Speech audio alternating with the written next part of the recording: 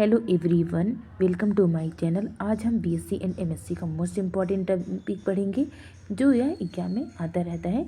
DNA क्या होता है, देन इसका स्ट्रक्चर कैसे बनता है, ठीक है, इसके बारे में हम जानेंगे।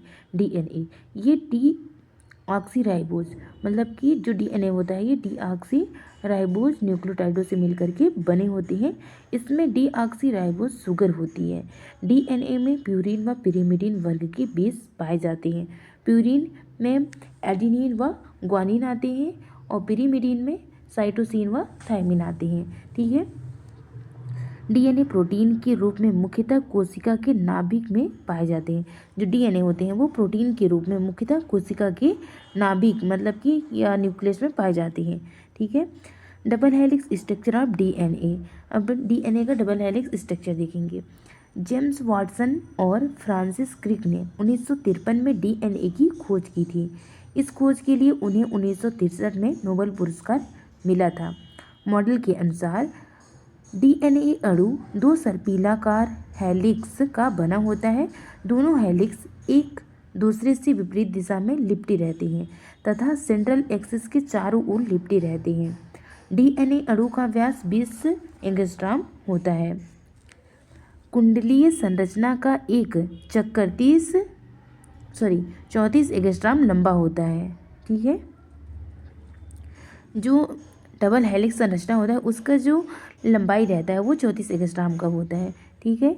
डीएनए अणु की लंबाई में परस्पर दो स्टेप के मध्य की दूरी 3 से 4 एंगस्ट्रॉम होती है। जो डीएनए अणु की लंबाई में परस्पर जो दो स्टेप के मध्य की जो दूरी होती है वो 3 से 4 एंगस्ट्रॉम होती है।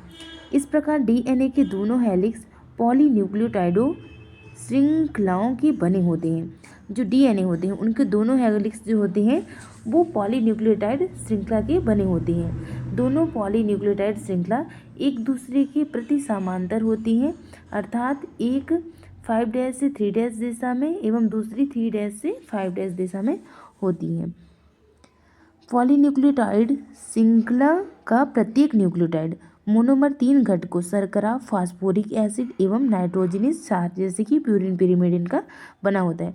जो पॉलीन्यूक्लियोटाइड श्रृंखला का प्रत्येक न्यूक्लियोटाइड मोनोमर 3 घटकों से मिलकर बना होता है, शर्करा, फास्फोरिक एसिड और नाइट्रोजनस क्षार। दोनों न्यूक्लियोटाइड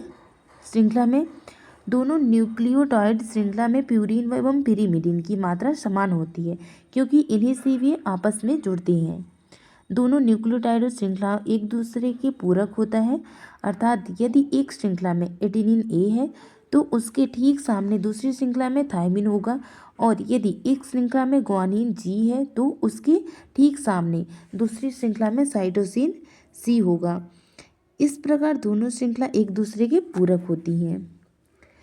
ए व टी एवं सी व जी मतलब एडेनिन व थायमिन एंड साइटोसिन व ग्वानिन के मध्य हाइड्रोजन बॉन्ड पाए जाते हैं।